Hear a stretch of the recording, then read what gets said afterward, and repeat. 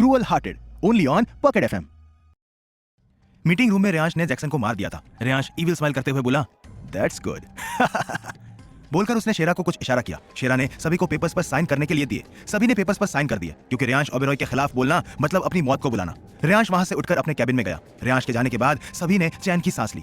रेयांश अपने कैबिन में glass wall के बाहर देख रहा था। तभी शेरा आया। शेरा रेयांश से बोला, बॉस, जैक्सन को मारने से कोई प्रॉब्लम तो नहीं होगा ना? रेयांश बिना मुड़े उससे बोला, वो मेरे किसी काम का नहीं था शेरा। 2 साल पहले भी वो मुझे, रेयांश ओबेरॉय को डबल क्रॉस करना चाहता था, इसीलिए उसे मौत ही मिलनी थी। फिर पीछे मुड़कर शेरा को देखते हुए बोला, मेरे हर स्टेप के पीछे कोई रीजन होता है शेरा, ये बात तुम अच्छे से जानते हो। इतना बोलकर रेयांश अपनी चेयर पर बैठ गया। शेरा बोला, बॉस, आप उस क्रूज पार्टी में ही जैक्सन को खत्म कर सकते थे तो? रेयांश एविल स्माइल करते हुए बोला, वो क्या है ना, मुझे गेम्स खेलने में बहुत मजा आता है। एज यू कैन सी, अपनी मौत तक भी जैक्सन को पता नहीं चला कि मुझे पता था कि वो मुझे डबल क्रॉस करना चाहता था। उस वक्त बानी को वो डील रोकनी थी, सो मैं भी बस तमाशा देख रहा था। लोगों को लगता है कि रेयांश ओबेरॉय बस तमाशा देखता है, बट दे डोंट नो कि रेयांश ओबेरॉय इनकी हाथों की लकीर है। शेरा बस रेयांश को देखता रह गया। रेयांश बोला, आउट। शेरा वहां से जल्दी से चला गया। रेयांश पेपरवेट से खेलते हुए उससे बोला, I like games, specially chess. तुम्हें पता नहीं है माय डियर वाइफी कि तुम इस गेम में मोहरा भी हो और रानी भी, एंड नाउ दोनों ही मेरे पास हैं, माय डियर वाइफी। ये बोलते हुए रेयांश के चेहरे पर इविल स्माइल आ गई थी। बानी कॉटेज पहुंची। बानी ने कार से निकलकर कॉटेज को कुछ देर देखा। उसे कल की सारी बातें याद आ रही थी। फिर बानी गहरी सांस लेकर अंदर गई। अंदर सोमांश और विनीत हॉल में ही थे। वहां कबीर नहीं था। कबीर को वहां ना देखकर बानी रिलैक्स हुई। वो अभी कबीर से नहीं मिलना चाहती थी। बानी बोली, सोमांश। सोमांश बानी को देखकर जल्दी से उसके गले लग गया। बानी के चेहरे पर हल्की सी मुस्कान आ गई। विनीत बानी को देख रहा था, पर बानी उसे नहीं देख रही थी। सोमांश बानी से अलग होकर बोला, दी कहाँ थी आप? मैंने आपको बहुत मिस किया। बानी सोमांश के बाल बिगाड़ते हुए बोली, आई ऑल्सो मिस यू। सोमांश चिढ़कर बोला, दी बाल मत बिगाड़ो। सोमांश की बात पर बानी मुस्कुरा दी। सोमांश ने बानी का हाथ पकड़कर उसे सोफे पर बैठाया और खुद भी बैठ गया। विनीत भी वहीं बैठा था। बानी बोली, कोई प्रॉब्लम तो नहीं हुई ना? सोमांश बोला, नो दी, बस कुछ दिन फिर से हॉस्टल वापस चला जाऊंगा। वैसे मम्मा को तो नहीं पता चला ना? बानी बोली, डोंट वरी सोमांश, मम्मा को कुछ नहीं पता और ना पता चलेगा। सोमांश बोला, ठीक है, और आप मुझसे मिलने क्यों नहीं आई? बानी कुछ पल चुप रहकर बोली, वो मैं थोड़ी बिजी थी। सोमांश बोला, दी मुझे एक प्रोजेक्ट करना है, मैं रूम में जा रहा हूँ। बानी ने बस सर हिला दिया। सोमांश अपने रूम में चला गया। विनीत बानी से बोला, बिल्ली? बानी सख्ती से उससे बोली, बानी नाम है मेरा। विनीत उससे बोला, तुम मुझसे भी नाराज हो? बानी विनीत को घूर कर बोली, मैं कौन होती हूँ नाराज होने वाली? आखिर मेरे तो कोई इमोशन है ही नहीं। सब बस मुझे अपने फायदे के लिए यूज करे और मैं नाराज भी ना हूं। विनीत बोला, बानी तुम्हें।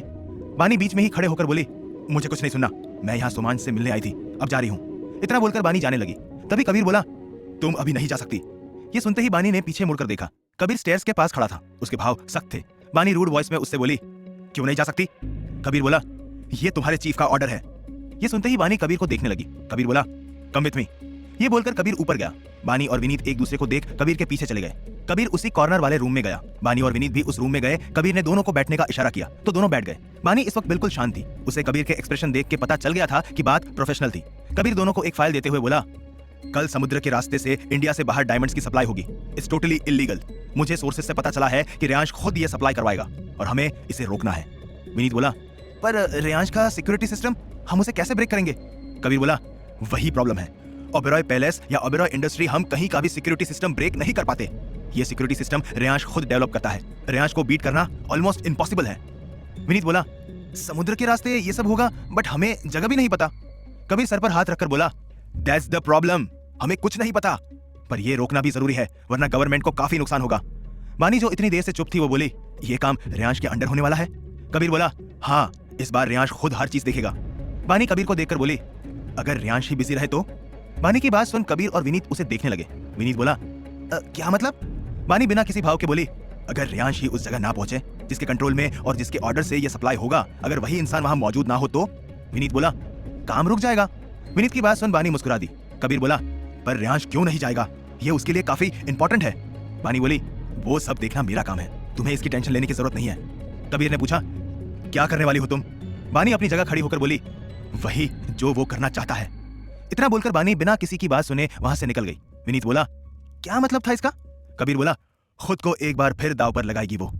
इतना बोलकर कबीर भी वहां से चला गया। बानी रास्ते में थी तभी उसकी गाड़ी किसी से टकरा गई। बानी जल्दी से बाहर निकली और सामने वाली कार से एक लड़की बाहर निकली। बानी उससे बोली, आई एम रियली सॉरी, आपको लगी तो नहीं? वो लड़की बानी से बोली, इट्स ओके, मैं ठीक हूँ। फिर वो गाड़ी की टायर को देखकर बोली, पर ये गया। उस लड़की की बात सुन बानी ने भी टायर को देखा। बानी उससे बोली, आई थिंक मैकेनिक की जरूरत है। वो लड़की मुस्कुराकर बोली, बट मैं मुंबई में पहली बार आई हूँ। बानी जल्दी से बोली, ओह डोंट वरी, मैं मैकेनिक को बुला लेती हूँ, तब तक आप मेरे साथ कैफे में बैठ सकती हैं। एक्चुअली मेरा ही है कैफे। वो लड़की बोली, ये श्योर। बानी बोली, वैसे मैं बानी, और आप? वो लड़की बोली, आई एम तारा। बानी मुस्कुराते हुए बोली, ब्यूटीफुल नेम। तारा बोली, थैंक यू। दोनों बानी के कैफे में गए और बैठ गए। बानी ने मैकेनिक को बोल दिया था तारा की कार ठीक करने के लिए। बानी बोली, तो आप मुंबई में नए हैं? तारा बोली, बस ऐसे ही कुछ वक्त के लिए, और प्लीज आप मुझे आप मत कहिए, बड़े वाली फीलिंग आती है। बानी बोली, ओके तारा, तो क्या लोगी तुम? तारा बोली, वेल तुम्हारा कैफे काफी अच्छा है। बानी बोली, थैंक यू, वैसे तुम क्या करती हो? तारा कुछ पल चुप रहकर बोली, आई एम डॉक्टर, पागलों की डॉक्टर, अभी इंटर्नशिप कर रही हूँ। बानी हंसते हुए बोली, ग्रेट जॉब, वो काम बहुत मुश्किल होता होगा ना? तारा खोए हुए बोली, हद से ज्यादा। फिर बानी को गौर से देखकर बोली, आर यू मैरिड? बानी ने बस हाँ में सर हिला दिया। तारा बोली, लव और अरेंज? बानी फीकी मुस्कान के साथ बोली, ना ही लव और ना ही arrange, I am just his obsession, पता नहीं क्यों।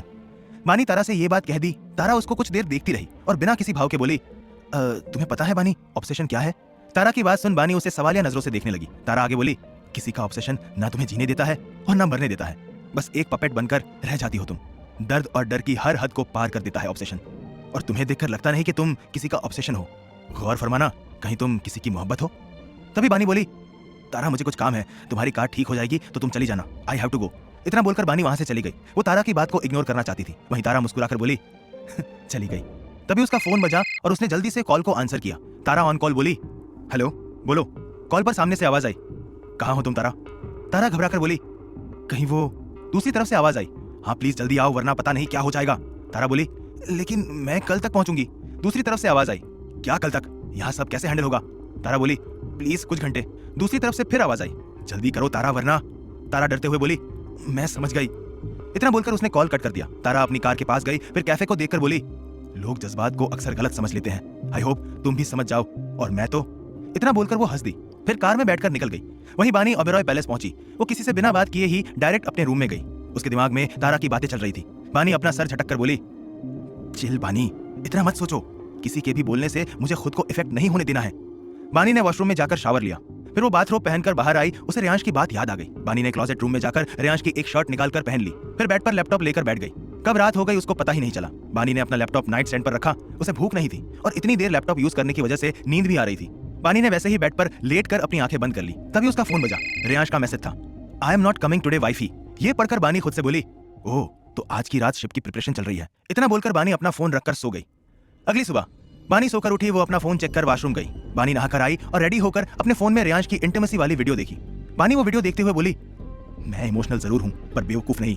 तुम पहले भी मेरा यूज कर चुके हो कबीर, अब तुम पर विश्वास करने की गलती मैं नहीं करूंगी।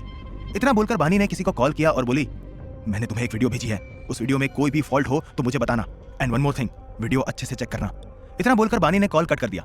बानी रूम से बाहर जा रही थी, तभी वो रियांश से टकरा गई। बानी गिरने वाली थी कि तभी रियांश ने बानी को कमर से पकड़ लिया। दोनों एक दूसरे की आंखों में देख रहे थे। रियांश हल्की सी मुस्कान के साथ बोला, वाइफी मेरे आते ही तुम मेरी बाहों में आ गई, इतनी डेस्परेट हो? बानी उसी पोजीशन में बोली, एक्सक्यूज मी, मैं तुमसे टकराई हूं और तुमने मुझे पकड़ा है, मैंने नहीं। रियांश बोला, सो छोड़ दूं तुम्हें? बानी इरिटेट होकर बोली, हाँ। रियांश एविल स्माइल करते हुए बोला, ओके। इतना बोलकर उसने बानी को छोड़ दिया। बानी धम से नीचे गिर गई। वो अपनी कमर पर हाथ रखकर हैरानी से रियांश को देख रही थी। कैसे रोकेगी बानी रियांश को? क्या सच में बानी रियांश की ऑब्सेशन थी? जानने के लिए सुनते रहिए क्रूअल हार्टेड, ओनली ऑन पकड़ एफएम।